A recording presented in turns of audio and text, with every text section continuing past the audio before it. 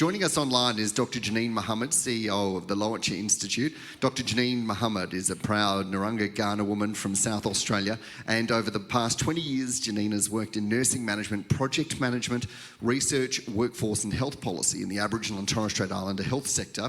Many of those years have been spent in Aboriginal community-controlled health and at a state, national and international level. This includes the Aboriginal Health Council of South Australia, the National Aboriginal Community Controlled Health Organisation and the Congress of Aboriginal and Torres Strait Islander Nurses and Midwives, where she was a CEO from 2013 through to 2018. Janine's been based on Wurundjeri country in Melbourne since 2019 as CEO of the Lowitja Institute, which is Australia's National Institute for Aboriginal and Torres Strait Islander Health Research. She was awarded an Atlantic Fellow for Social Equity Fellowship in 2019 and a Doctorate of Nursing by Edith Cowan University in January 2020. In 2021, Janine was awarded a Distinguished Fellowship by the George Institute of Global Health Australia.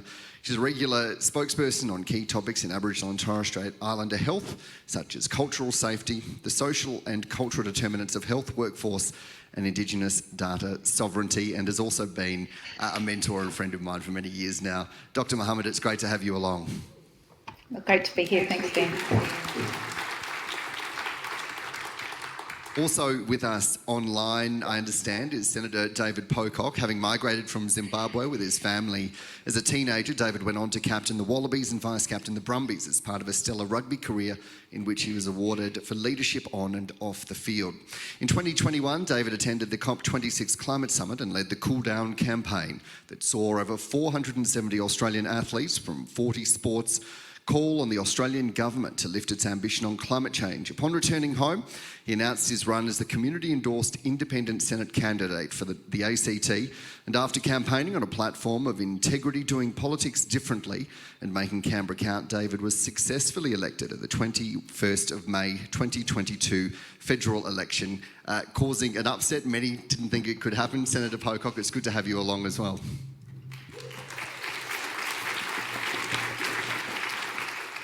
And with me on the stage here is Brynn O'Brien, Executive Director of the ACCR. Brynn has 15 years experience as a lawyer and strategist. Prior to joining the ACCR in January 2017, she worked as a consultant and advisor on business and human rights projects and practiced as a corporations and international lawyer. Brynn's an expert in corporate governance, active ownership, environment, social and governance, materiality and international law.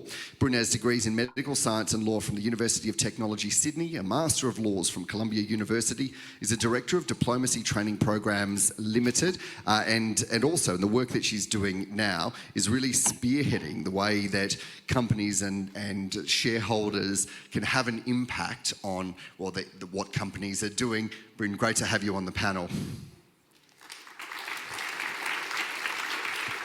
And last but not least is our final panellist here with me this morning. Anjali Sharma is lead litigant of Sharma v Environment Minister, in brackets, the student climate activist. Anjali Sharma is an Australian high school student with a passion for promoting climate awareness and protecting the rights of future generations.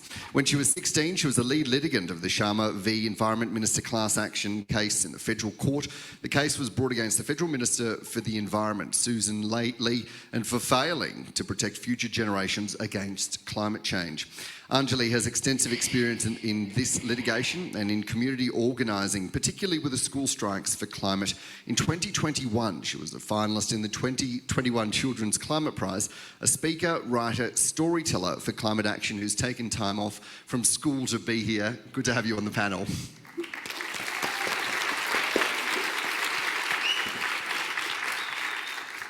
I want to start with you, Dr. Mohamed, and ask where you see the role of implementation of the Uluru Statement of Voice, Makarrata, Truth in transforming and impacting Australia, including putting us on a path to zero emissions and sustainable futures.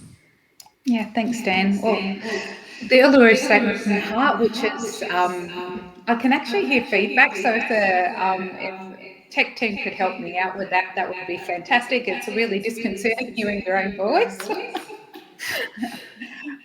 In the interim, I wonder if maybe if you keep talking, we'll hear you. If you take your headphones out, then maybe you won't get the feedback. Okay, no problem.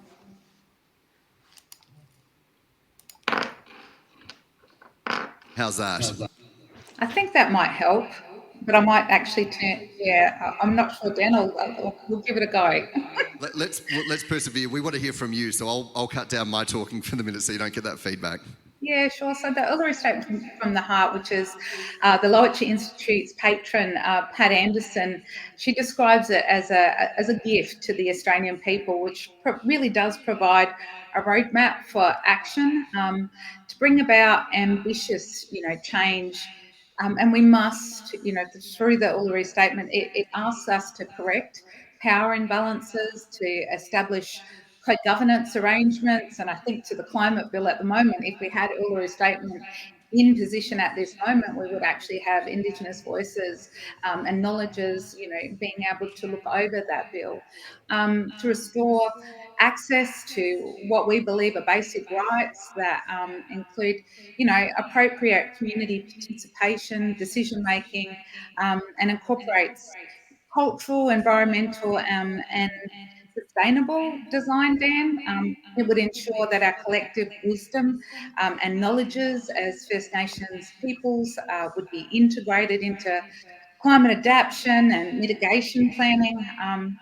As Indigenous people, we've known about this continent, we've looked after it for millennia, and the Uluru Statement from the Heart really does give the opportunity to restore what I describe as an ancient power for the benefit of us all, and of course the survival of our planet, of our Mother Earth. So, in short, I think in a nutshell, as Pat said, as I said at the beginning of this question, it's a gift to the nation. Thank you so much, and the way that you capture the essence of what the voice is about being heard and listened to. Brynn, it strikes me that the work that you do with shareholder advocacy is very similar to that. In fact, we've spoken about topics that align with this.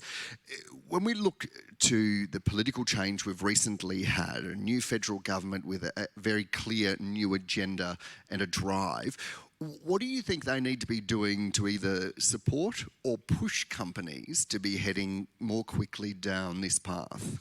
Well, there's probably a PhD thesis in that one, Dan.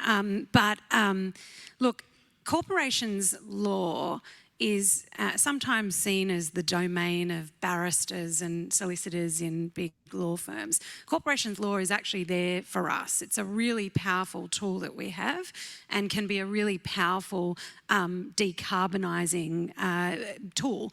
So in terms of what government, how government could use it, there are a bunch of different ways that corporations law could be shaped, or law could be used to shape what corporations do. Some of the biggest polluters in this country are corporations. Some of the biggest polluters in the world are Australian listed corporations. So using that, as you say, that it's almost, I guess corporations are in essence participatory democracies. So shareholders in corporations get to have a say about the strategy that those corporations execute.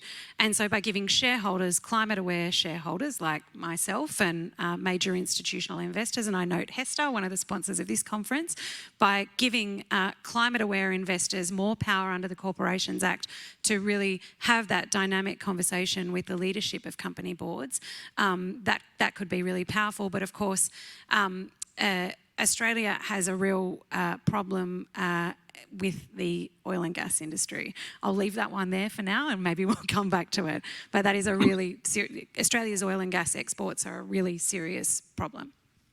Can I just ask a follow-up on that? When you talk about corporations law being something that's there for all of us, are there reforms that you think are required around corporations law, which would be a harder mechanism of creating change? Yeah, so the powers of shareholders to actually bind companies to do things could be strengthened, but there are other kinds of laws like environmental law, for example, that could absolutely be strengthened to curtail the ability of companies that are operating in this jurisdiction to pollute our atmosphere with greenhouse gas emissions.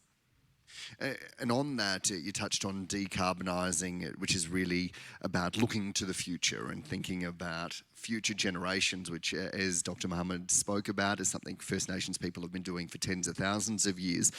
Anjali, your legal action was a line in the sand about using the mechanism of courts to create change. So I wonder if you have a view of what you'd like to see the government doing now to be safeguarding Australia and our planet for younger people. Yeah, well, when we lost our case on appeal, the courts made it very clear that they accepted all of the science around climate change, and they fully accepted that this duty had a potential to be legislated. The only reason they rejected it, or one of the reasons they rejected it, is because they didn't believe that it was the court's job to enshrine that duty of care. They believed that that was a job for Parliament. So that gives then our government, who has come to power with all of this amazing rhetoric around climate, they've told us they're ending the climate wars, they've told us that they're legislating a future with safe climate jobs and a 43% emissions reductions target. That gives them then a mandate to push forward with this duty of care. And the reason that we campaign so strongly for this duty of care to be enshrined under Australian law to protect future generations from the impacts of climate change is because our current political cycle just contributes to this culture of short-termism, right? Where our governments are so much more concerned with the next, the ticking clock, the 3 years that they have to implement policies that will then get them re-elected, not the time frame, not how they can use this time frame to implement policies to safeguard the climate for future generations. So they're putting in place all these policies, all these band-aid solutions that ultimately will not set out a clear path to a future where people like me and people my age and even younger can build their lives in a world that isn't threatened by a natural disaster a month. It's just this culture of short-termism is so contradictory to the needs of the future generation, which is why we really, really want this duty of care, which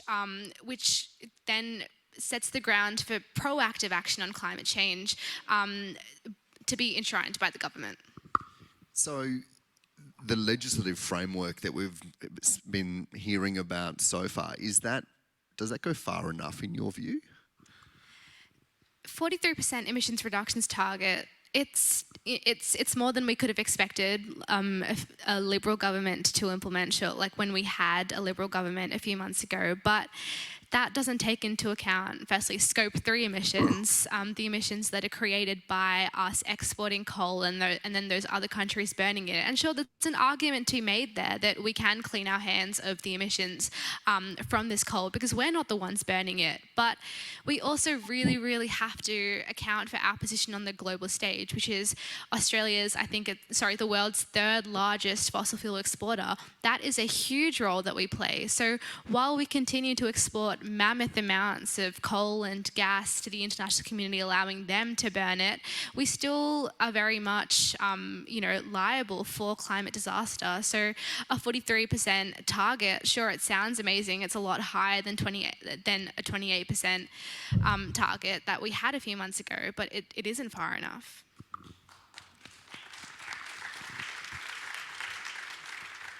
There's a key point there about responsibility too, and about what is the moral responsibility if we are exporting these items. And I suspect you'll be looking very closely to, the Senate crossbench, where there might be some independent members that have got a unique balance of power. So, Senator David Pocock, good to have you along. Hey, Dan. What are the key tenets that are leading your considerations about your role in this discussion? Thanks, Dan. So good to be with you all. I'm just across the Molonglo River and would like to acknowledge we are in Ngunnawal country. Love living in this part of the world. This 43% bill, I guess, probably needs to be viewed in the context of where we're at with climate policy. There's currently more than 80 pieces of legislation relating to energy and various other elements, and they're clearly not holding up. They're not an effective legal framework. Ideally, a climate bill would do that, would set out all of this and be across the entire country, across all sectors, These bills don't do that. The things that they do is set an actual target for 2030, 43%. As Anjali said, it's not enough. There's some modelling by Climate Works that shows that if you add up all the states and territories' commitments, that potentially gets us to 42%. So very generous that the Commonwealth government's chipping in for 1%. We've got to keep ramping up that ambition.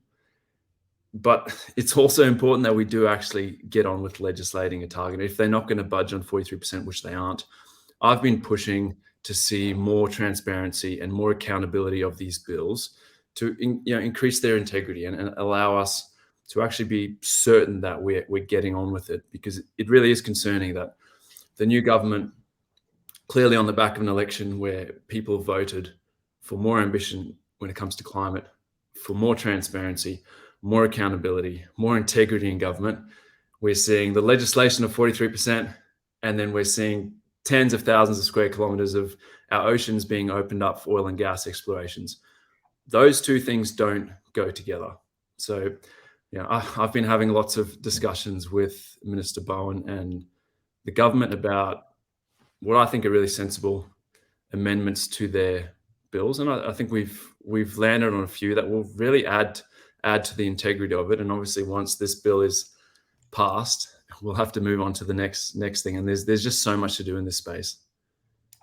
Well, and it strikes me, Senator, that you and Senator Lambie have a unique opportunity to create change, but also to block some decisions. So at what point do you look at flexing that muscle? I mean, I'm not sure how helpful it is to talk in hypotheticals about legislation that I haven't seen, but I will certainly use my power on the crossbench to get better outcomes for all of us. And at this time in history, that requires bolder climate action, a genuine commitment to rewriting our environmental laws and halting the biodiversity and an extinction crisis that we're in. So it's gonna take effort from everyone, across communities, to continue to pile the pressure on to ensure that we get the changes that we all know we desperately need. Dr. Mohamed, so much of the rhetoric that we've heard discussed right now has come after that victory in the election that was very much hinged on change. There is a parallel to the discussions about Aboriginal and Torres Strait Islander Australia, and from successive governments there being promises and commitments made. This is something that we've talked about a lot in the past. I wonder what your message would be to the government about following through and about the commitments that Australians expect right now. Yeah, well, wasn't it a joyous moment when the new Prime Minister, made that bold announcement and he had the Aboriginal flag behind him? I think it was the first amount of hope that I'd felt in a long time. And of course, we have to remember that discussions about voice, treaty and truth in this country have gone on for a very long time. To be unheard for that long, we think about it in terms of parents and children. When you don't listen to your kids, or your kids feel unheard, that they don't feel that they have agency in their decision making, or that decisions are made on their behalf with no input from them, and it doesn't make for great family relationships, does it? But of course, the Uluru Statement and its three elements of voice, treaty and truth are really critical steps, we believe, as Indigenous people, to future-proofing what is an ambitious, national climate agenda, and that's what we've gathered here over the next couple of days to discuss.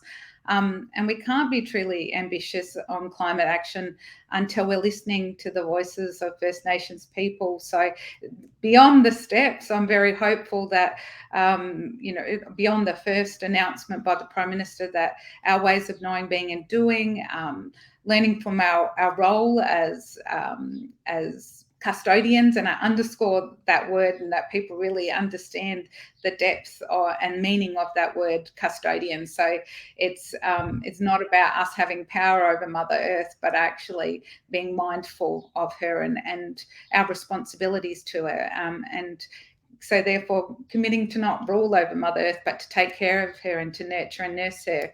And we can't be truly ambitious on climate action until we embark on that process of truth-telling, which I believe will be the first cab off the rank.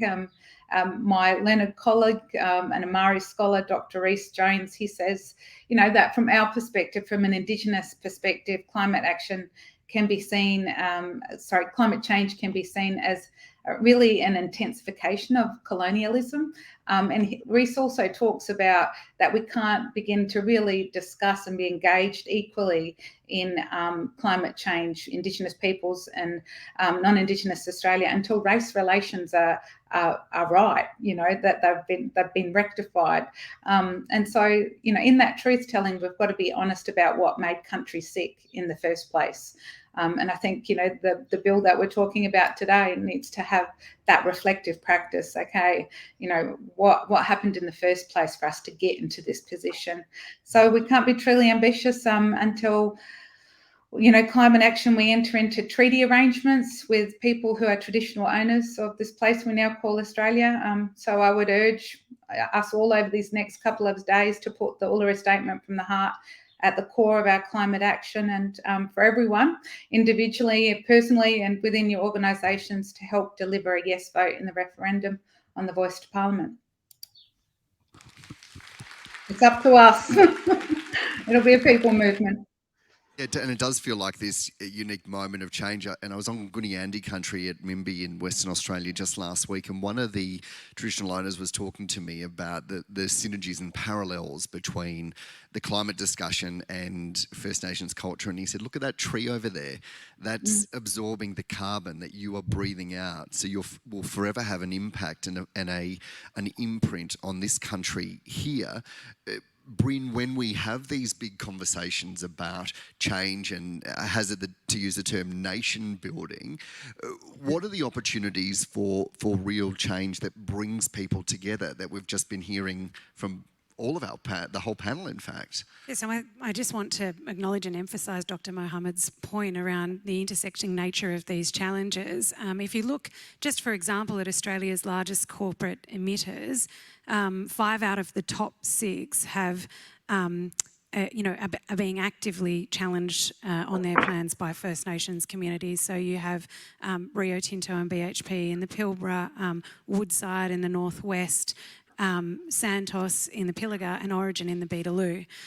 So there are really, there is First Nations leadership in engagement with all of those companies, and we have moved, I think, into a new phase of shareholders in those major companies being more open to listening to First Nations leadership and taking it on board, and we've certainly seen that in the last couple of years. So that, I think, does represent, I guess, a coming together of different parts of the community, perhaps in the investment sector and First Nations communities, in the shareholder activism and in the community space, that hasn't been present before. So there is this real opportunity for collaborative action that benefits all of us except those who stand to benefit from delay.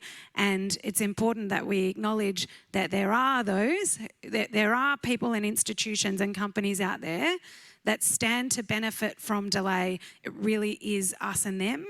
And I think we're seeing a really interesting time in the Australian business community, because major businesses like even the Rio Tintos of the world are starting to see that they stand to gain from a rapid transition, and that their shareholders stand to gain from a rapid transition. But then you've got other companies, like those in the pure play fossil fuel sector, the oil, coal and gas sectors, that stand to benefit from delay over the short term. In the long term, and I think that's a point that Anjali and Dr. Mohamed both made, we all lose from runaway climate change. But in the short term, there are those that stand to benefit from delay. So we kind of can't have this, we're all on the same side, we're all in this together. We aren't, because there is a community, a small community of those who will exploit every opportunity they have for profit at our expense. Can I just say quickly, that a lot of those companies that stand to benefit from delay, coincidentally, are also the same companies that line a lot of our politicians' pockets.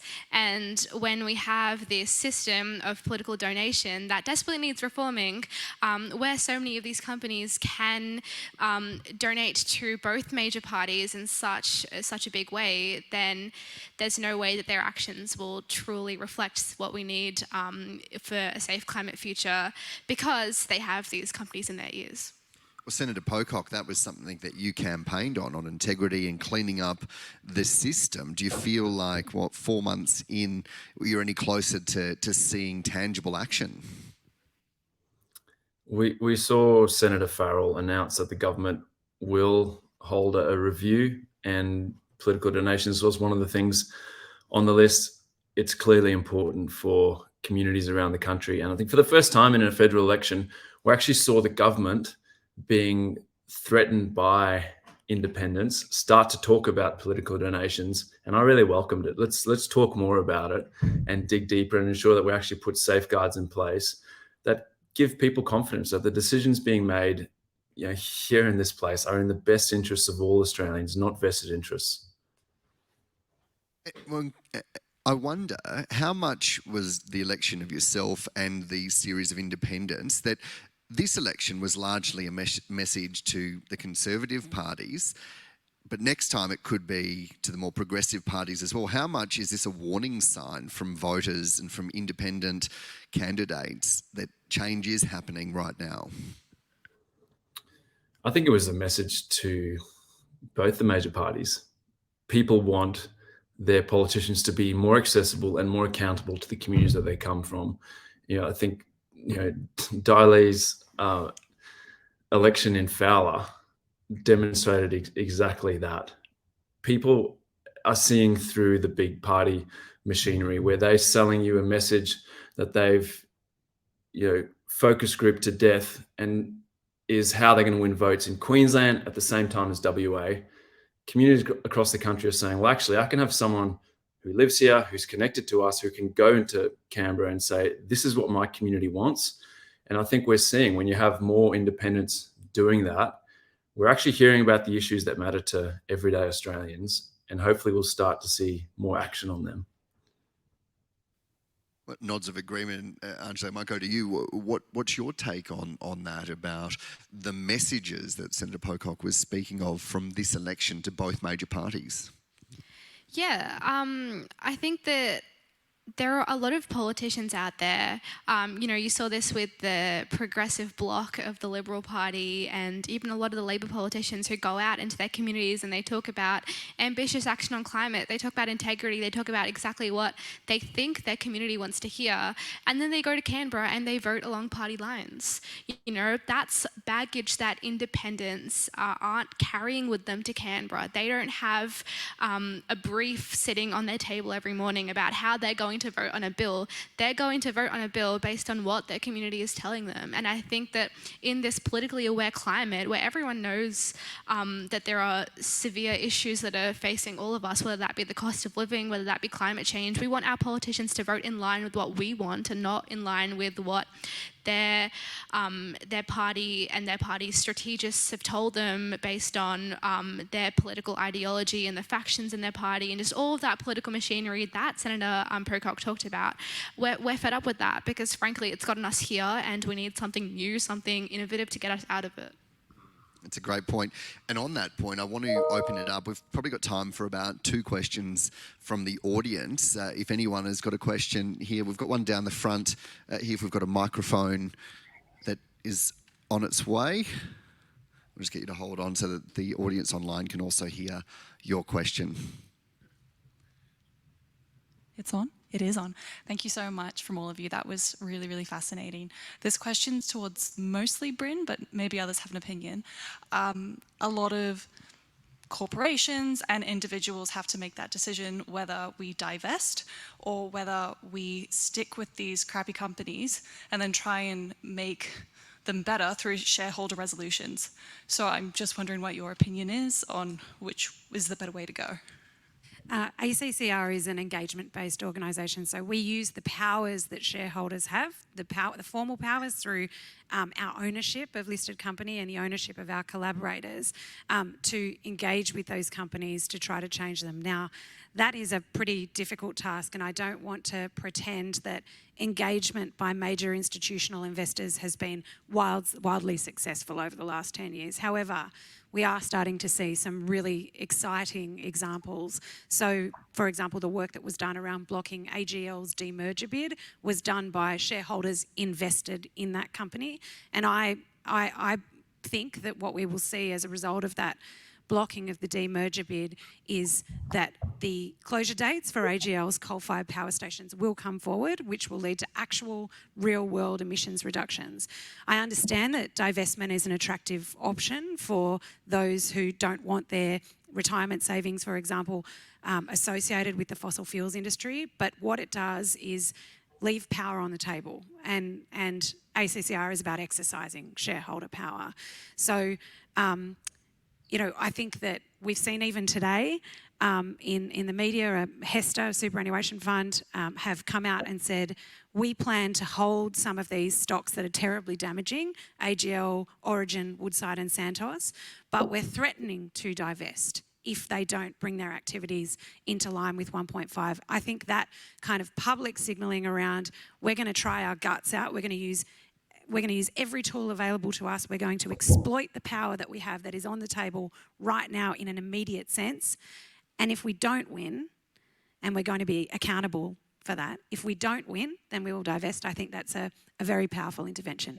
And I might follow that up with Dr. Mohamed. What's the role of individuals then to be sending a message to their superannuation companies or through purchases that make? Because is there a role for the rest of us, even if we're not major shareholders or have those bigger levers to pull? Yeah, well, look, as Indigenous peoples, we know what collective movement can do. We're 3% of the population. We rely on the other 97% to elevate our voices. So, you know, I'm a nurse. I was a part of the HESTA fund.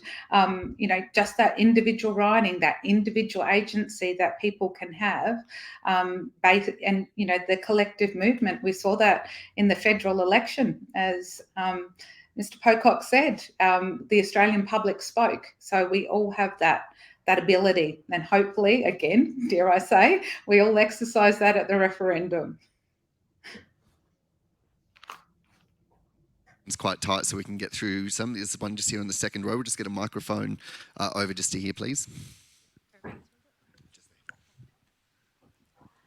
Hi there, Kate Owens from the Sydney Environment Institute, University of Sydney. I have a question for Senator Pocock. Like you, I'm pleased to see legislation with some targets, but at the moment, you know, they're very much sound bites. We've got targets of, for example, 82% energy reduction by 2030. I really don't get a sense of how the government plans to get there. They seem to be almost allergic to putting implementation measures in legislation. You know, they're not going to extend the RET, they're not going to underwrite projects, and at the same time, we know that there's going to be massive social changes, just looking at AMO's integrated system plan and the amount of build that's going to happen. There's going to be massive social license issues. So I was just wondering about the extent to which you know, people in your position are advocating for the details on implementation on the plan. The details are going to be huge. We've seen the discussion paper put out by Minister Bowen's office around the safeguard mechanism, which is a really crucial piece of legislation. You know, we don't have a price on carbon, we don't have a cap and trade scheme. We've very much got a sector by sector approach. And so actually having the level of detail that allows transparency to see how each sector is performing, what the trajectory is the only way we're going to actually get there. It's no point having a target and not having a plan on how to get there. So I think the safeguard mechanism will be the next big thing. There are some concerns around carve-outs for you know, high emitting export industries. So I think this is going to be an ongoing push to ensure that we can see where we're going. One of the things that I'd been working on with the Jackie Lambie Network senators was a proposal that every budget, the government would actually calculate the greenhouse gas emissions from new projects, big budget lines, for us to be able to see, okay, well, this new spending doesn't make sense because we're going in the wrong direction. They're not open to that, but I have been pushing them on actually including, the risks of climate change in the advice to the minister. So we'll be able to see that this is something that has a huge cost when it comes to inaction, which means we should be acting, and we've got to go hard now. As Anjali said, we're a developed country. We're a relatively wealthy country, frighteningly wealthy on the whole, and so we have a responsibility to do more and to do more of the heavy lifting early on. Thank you, Senator. We will have to leave it there. We've crunched for time, but I really appreciate the insights of everyone on our panel. I just want to thank Dr. Janine Mohamed, CEO of the Lowitja Institute, Brynn O'Brien, Executive Director of ACCR, Anjali Sharma, student climate activist, and Senator David Pocock. Please give them a round of applause.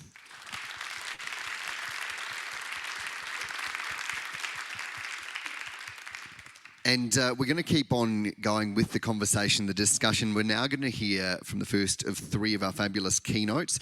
Firstly, I'd like to introduce Lord Adair Turner. Lord Turner chairs the Energy Transitions Commission, a global coalition of companies, non-government organisations and experts working to achieve a net zero economy by 2040. He's the chairman of insurer group Chubb Europe and on the advisory board of Shanghai energy group Envision. From 2008 to 2013, Lord Turner chaired the Financial Services Authority, leading on to the redesign of global banking and shadow banking regulation. Alongside a business career, he's held a number of public policy roles, Director General of the Confederation of British Industry, chaired the Low Pay Commission, the Pension Commission and the Climate Change Committee. Please welcome Lord Adair Turner.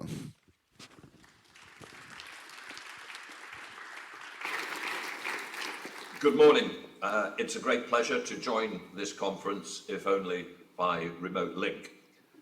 With the world of travel returning to a post-COVID normality, I'm hoping to visit Australia early in 2023 and hope to meet some of you in person then. But for now, I hope my remarks can be a useful input to your discussions. And I've been asked to provide some perspective on the overall status, overall global progress in the energy transition. And of course, I'm doing that in the middle of an extraordinary, tumultuous year. It's been a tumultuous year in terms of the climate in itself.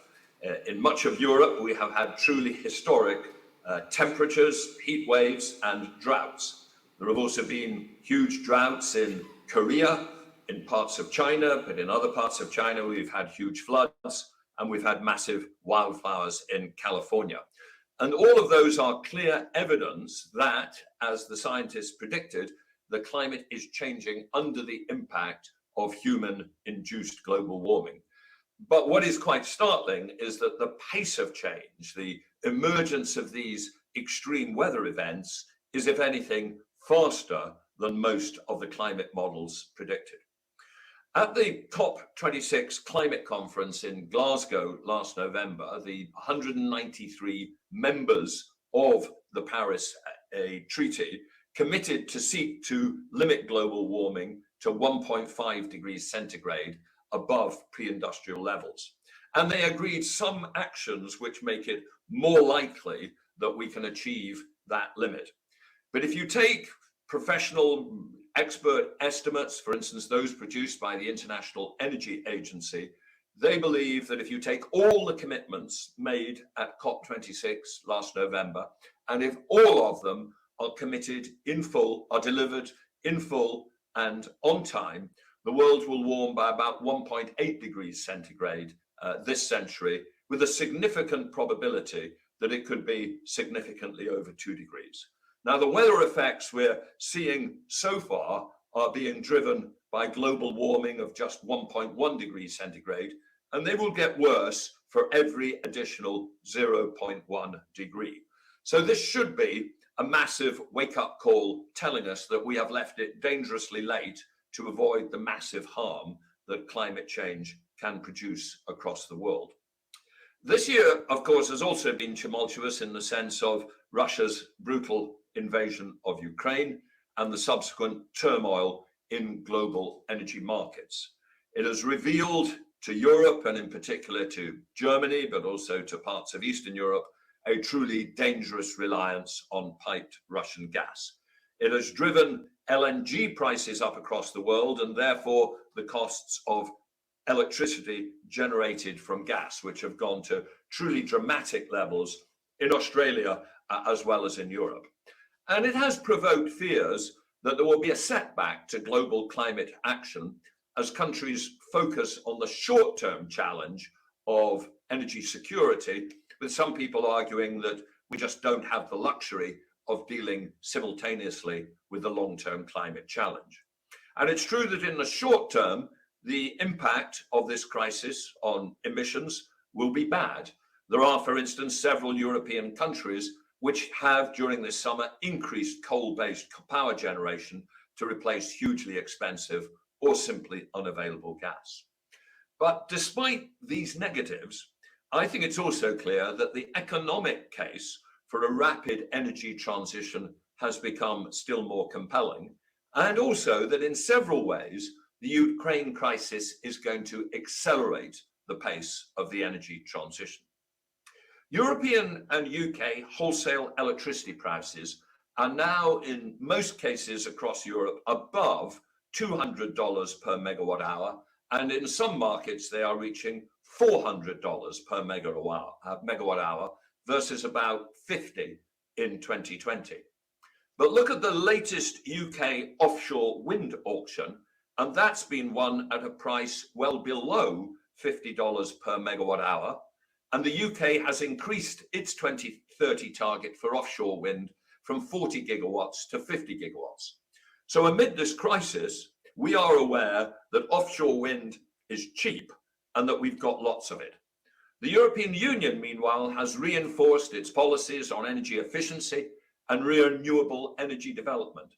And I think that makes it absolutely certain not only that Europe in 2030 will be importing zero Russian gas. That is the aim, and I think Europe will achieve that probably by about 2026. But also will be consuming significantly less gas in total than it does today. And as a result, compared with where we were in January this year, I think it's significantly more likely that the EU will now meet its 2030 target of achieving a 55% emissions reductions versus the 1990 level. Meanwhile, public policies and targets for green hydrogen in particular have been dramatically strengthened, and so too have private company ambitions. Already by last year, our analysis at the Energy Transitions Commission had suggested that the global steel industry would move away from the traditional coking coal blast furnace far faster than seemed likely 5 years back. And we had already produced projections that suggested that coking coal demand, metallurgical coal demand, as it's sometimes called, would fall 85% by 2050. But until this year, several major steel companies thought that the first step in that transition might entail using methane in direct iron reduction plants. But many are now dumping those transition plans in the face of high gas prices and going straight to green hydrogen-based production, as gas prices have soared and as prospects for green hydrogen cost reduction have dramatically improved. And it is quite startling how the prospects for green hydrogen have continued to progress so fast this year. There in Australia, Fortescue Future Industries plans to produce green hydrogen at below $2 per kilogram well before 2030. But go to India, and Mukesh Ambani of Reliance Industries says that he is targeting down to $1 per kilogram. But the key point is that at any price below $2 per kilogram, that will unleash a massive new green hydrogen industry with major application not only in steel production, but in ammonia for fertilizer, ammonia to be burnt in ship engines, in chemicals production, and synthetic jet fuel, where again the recent report put out by the Energy Transition Commission sees a far more rapid progress in that than we would have imagined 5 years ago. So we are seeing continued technological and cost reduction progress. But alongside that, recent public policy developments have been strongly positive in two very important countries. The first is the United States, where climate-related measures within the Inflation Reduction Act are huge and until 3 years ago were unexpected. We had the process of the climate bill being rejected, and then there was an unexpected turnaround 3 weeks ago. This is a major game changer and provides massive financial support for the key technology developments and deployments, which will bring the US, I think, very close to meeting its target of a 50% emissions reduction by 2030. The second major country which took a step forward was, of course, Australia, where the climate change bill seeks to embed in law your commitment to achieve net zero emissions by 2050, with emissions down 43% by 2030. Those objectives are clearly attainable, and I hope indeed that they might be strengthened still further in the coming years as Australia seizes its huge opportunity to be a leader in low-cost renewable power and green hydrogen. It doesn't take a genius to work out that Australia's greatest natural resource is not coal, but sunshine falling on a massive land area. I remember when I first came to Australia, I'd worked that out in about half an hour. You just look up at the sky and it's obvious. If you cover just 1/1000th of the land area of Australia in solar panels, Australia could produce 500 terawatt hours of completely green electricity, twice its current production.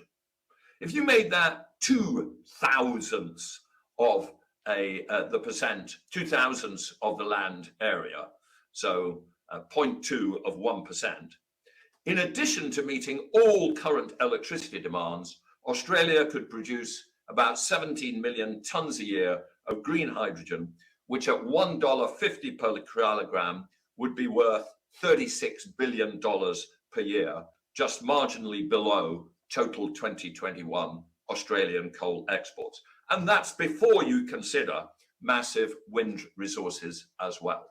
So let's be clear, in this world of the energy transition, Australia is sitting on a potential bonanza. And Australia's new political direction is not just a hugely important contribution to the global fight against climate change, but a massive economic opportunity. I hope to have the opportunity next year, I'm planning in about January, of coming to discuss these issues with many people in Australia in person. But for now, let me just wish you a very successful set of discussions at your conference. Thank you very much.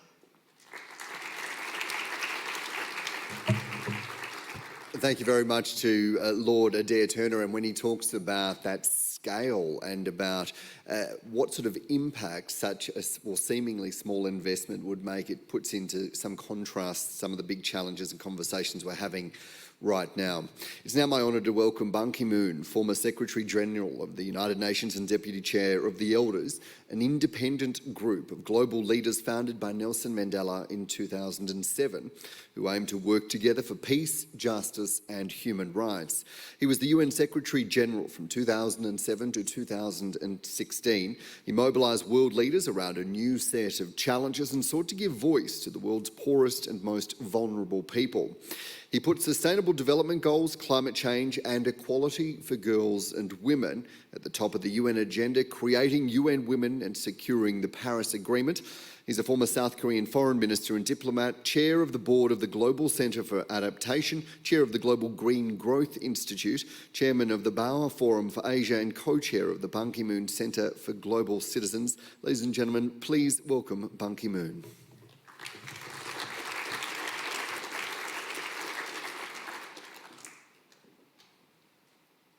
It is my great pleasure to join you again to deliver this address at the 2022 Better Futures Forum. I speak to you today in my capacity as Deputy Chair of the Elders, an independent group of global leaders founded by Nelson Mandela who work together for peace, justice, and human rights. Though only a year has passed, so much has changed. Climate change is not a partisan or party political issue. Climate change is a scientific reality. Greater emissions reductions are crucial for Australia to contribute to limiting the impacts of climate change, such as floods, fires, and droughts. These tragedies are becoming more frequent, less predictable, and more severe globally and across Australia itself. I welcome the new Australian government's commitment to more ambitious climate action. The Australian 2022 election results indicated that voters of all stripes support action on climate change. Therefore, I encourage all sides of politics to use this mandate to step up and ensure Australia is a leader on climate action. Some are lamenting a lost decade of climate action in Australia. I believe that rather than looking backwards, it is better that we focus on the future and what is possible in the years to come. Australia has a crucial role to play in meeting the goals of the Paris Climate Change Agreement, and in doing so can harness the economic benefits and opportunities afforded by green and renewable technologies and industries. It is excellent that Prime Minister Albanese's government has prioritized a climate change bill to lock in new and improved climate ambition. This is a positive first step, and a step up that the world has long been waiting for. At the minimum, the Australian government needs to match the level of ambition for 2030 targets of the United States, the United Kingdom, and other trading partners like the European Union and Japan, by at least halving its net emissions this decade. That means building ambition into the Climate Change Bill 2022 so that the current target can regularly be revised upwards. I also echo calls from Australia's neighbours in the Pacific region for Canberra to rejoin the Green Climate Fund and pull its weight in providing funding for poorer nations to undertake climate action. The climate crisis creates both enormous risks, but also domestic and regional opportunities for Australia. The clean energy race has already begun. Australia needs to keep up. I am pleased to join the new Getting Asia to Net Zero Commission, which aims to work with Asian leaders to grasp this transition and accelerate it. Asia's direction of travel is clear, and it will change Australia's economic prospects. The region will continue to want Australia's exports, but they now want and expect clean energy alternatives. The benefits are there if you act now and seize them. Your sun and wind are the envy of the world. Australia can become a renewable energy superpower and drive investment into the regional industries of tomorrow, like renewable hydrogen and zero emissions steel and aluminum. However, Australia is not there yet. Currently, Australia is missing out on opportunities to grow renewable energy production and the tens of thousands of clean energy jobs that will bring. Greater access to renewable energy would also reduce the cost of living too. So much has changed, but there is still so much to do. The climate crisis does not stand still, nor should our response to it. I encourage you all to continue to do all you can to ensure a safe, just, better future for all, both here in Australia and across the whole world. Thank you.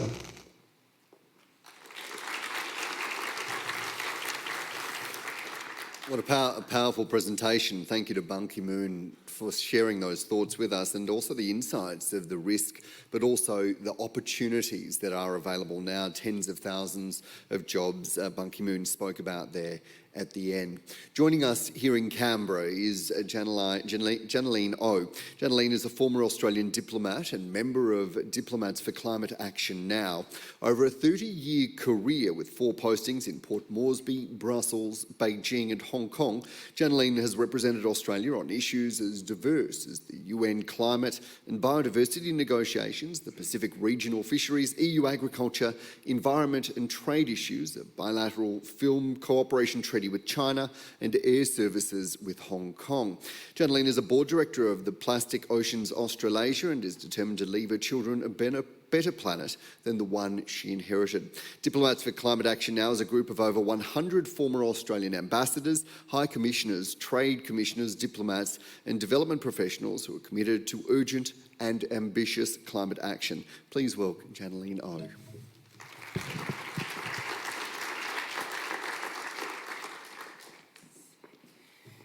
Thank you, Dan, and thank you, everybody. Thank you for inviting me to speak in such august companies on the opportunities for Australia in the new energy economy. Before I start, I would like to add my voice to those who have acknowledged that we're meeting here on the lands of the Ngunnawal and Ngambri people, and pay my respects to their elders, past and present, and also to the First Nations people who are here at this forum and online today. We have a lot to learn from First Nations custodianship, and it's really great for us former diplomats to see our Foreign Minister, Penny Wong, explicitly recognising this in Australia's foreign policy. I've been asked to talk about the opportunities afforded by the new energy economy. The first and most obvious opportunity, I think, was pointed out by Lord Turner just now, is that we have the potential to produce so much renewable energy. Others at the forum have spoken and will speak later today and tomorrow about the opportunities that this presents for Australian industry. I would just add from my sort of trade nerd hat that manufacturing energy-intensive goods and then exporting them could go a very, very long way to filling the gap from the fall in international demand for our fossil fuel commodities. And let's be very, very clear about this. International demand for fossil fuels is going to collapse, regardless of what any Australian government does. So against that, I mean, as John said this morning, imagine if we had a government that instead of just shipping rocks overseas, actually wanted to process stuff. And I guess that is the opportunity that I'm urging people to take up today. Our current export profile depends really heavily on iron ore and coal, followed by services, education and tourism. We can be an energy exporter not just by sending cables to Singapore, but also by using our cheap and abundant renewable energy to make processed and elaborately transformed manufacturers to sell overseas. In other words, making stuff here. And this is not just about making batteries for electric cars, although we do have all of the raw materials needed to do that. It's about using our incredible renewable energy potential to make anything, just stuff, that uses a lot of electricity. This might be processed food that needs a lot of refrigeration. It might be high temperatures needed for glass or steel. We exported about 18 million tonnes of alumina ore in 2021, but processed 1.6 million tonnes of aluminium. Aluminium is an incredibly high energy export. Ambitious climate action will help Australia not just to leave the international naughty corner, as Chris Bowen likes to call it, on climate change. I've been in that corner, just saying. But to burnish a clean and green image, which also helps to shore up our services exports. It will help to make us more attractive as an education and tourism destination, not least because in the long term it will hopefully help to protect some of our iconic sites from repeated climate disasters. To those who argue that Australia accounts for only a tiny percentage of global emissions, I would say that very few countries account for more than a tiny percentage of global emissions. But taking strong domestic climate action gives us the credibility to pressure others to take more ambitious measures. And as I said, you know, I've been in the naughty corner in the international negotiations. You cannot be taken seriously if you are not taking serious domestic action. It also, importantly, I think now, gives us the standing to have a meaningful voice in shaping the global rules governing trade and investment in a decarbonising world.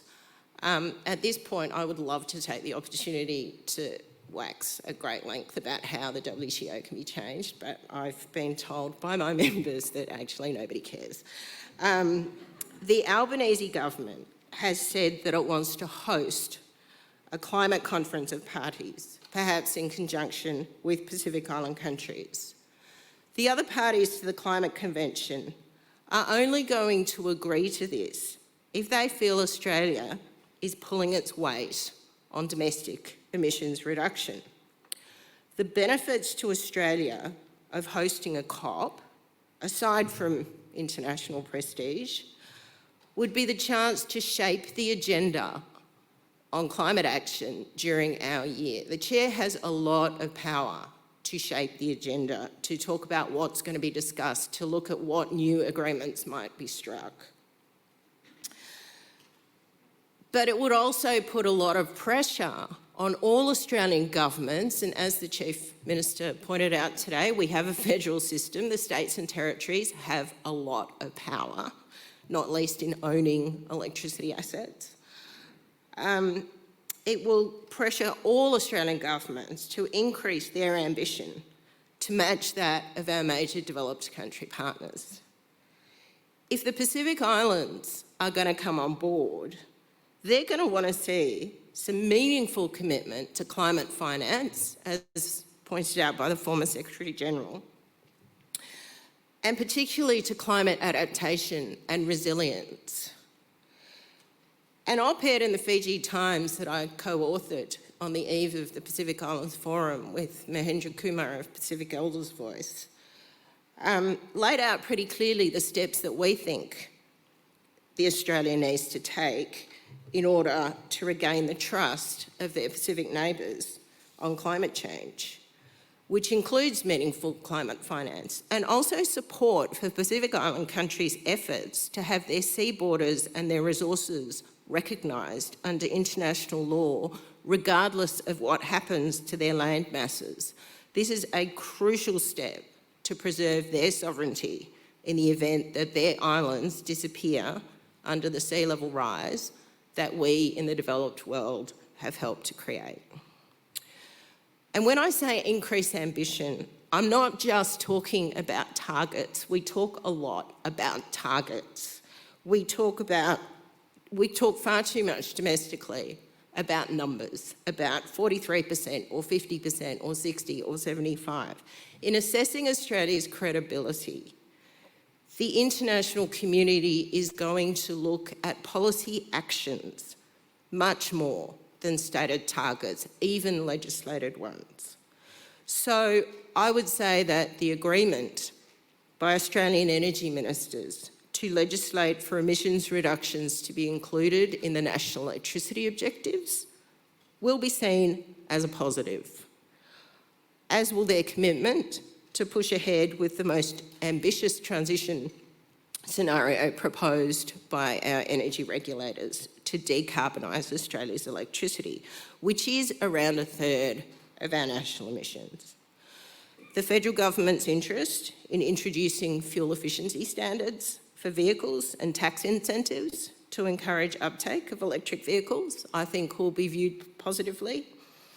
And so will their commitment to make the safeguards mechanism more robust to actually drive down emissions from major industrial producers. Conversely, the recent call for new oil and gas exploration, I think, will be seen as a bit of a step backwards, particularly since the International Energy Agency, that well-known environmental activist organisation, has said that the world needs to avoid any new fossil fuel developments and extraction. So I would say to the Albanese government, congratulations on the steps you've taken so far. Good luck with trying to host a COP. And I mean that genuinely. I mean, sorry, that sounded a bit snide. I really think it will be to all of our benefit if Australia can host a COP, because of the pressure that that will bring on all of our governments to step up their ambition.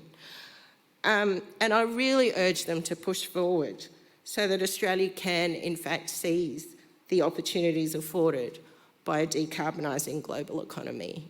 So thank you.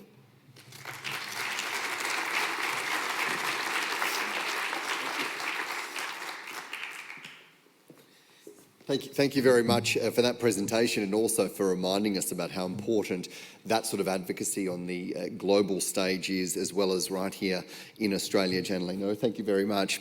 And please join me in thanking all of our 3 keynote presentations that we've just heard.